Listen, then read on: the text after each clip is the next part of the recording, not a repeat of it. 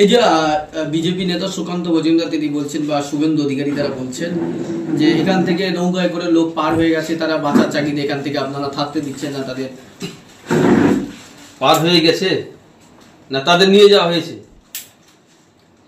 সুকান্ত মজুমদার, শুভেন্দু অধিকারী, দিলীপ ঘোষ, এদের ব্যাপারে বাংলার মানুষ জানে তারা কি চক্রান্ত ভাবে রাজনীতি করে, হিন্দু মুসলিমের রাজনীতিটা করে।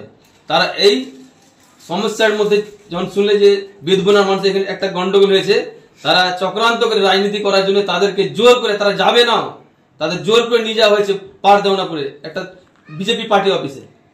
কিন্তু আমরা সেখানে তৎপর ছিলাম, আমাদের এমএলএ এমপি এসপি সাহেবরা তৎপরতার মধ্যে তাদেরকে আবার পুনরায় ফিরিয়ে নিয়ে আসা হয়েছে। আপনারা দেখুন বেদবনাতে গিয়ে তাদের কাছে স্টেটমেন্ট নিন, তারাই বলে দিবে তাদের জোর করে নিয়ে যাওয়া হয়েছে না তাদেরকে কি করে তারা নিয়ে ইচ্ছাই গেছে। তারাকে ফিরিয়ে আনার দায়িত্ব আমাদের ছিল, আমরা নিয়ে এসেছি। জোর করে যারা নিয়ে গেছিল তাদের মুখে ঝামা ঘুষে আজকে তারা নিজের এলাকায় আছে।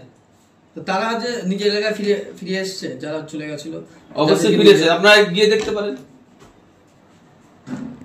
তারা নিরাপদে আছে, তারা ভালো নিরাপদে আছে, সুস্থভাবে আছে। আমরা আশ্বাস দিয়েছি, আমাদের দলীয়ভাবে আমরা বলেছি আপনাদের যা ক্ষয়ক্ষতি হয়েছে আমরা দেখছি, আমরা চেষ্টা করব আপনাদের পাশে যেভাবে আগে ছিলাম,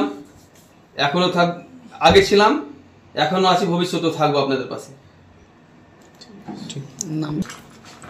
কিছু বলার নেই। বিজেপি তো দলটার নামই হচ্ছে মিথ্যাচার। বিজেপি মানে মিথ্যাচার। মিথ্যা ছাড়া সত্য একটা কথা বললে তাদের ভোট হবে না। তারা বারবার যে পিছিয়ে যাচ্ছে, কোথাও দেখতে পেয়েছেন? নির্বাচন হচ্ছে, বিজেপি কোথাও ভালো ফল করতে পারছে? কারণ মানুষ বুঝতে পারছে যে এই মিথ্যাচার দলকে আনলে পারে বাংলায় বিপদ হবে, তাই তাদেরকে বাংলার মানুষ বর্জন করছে, বারবার বর্জন করছে।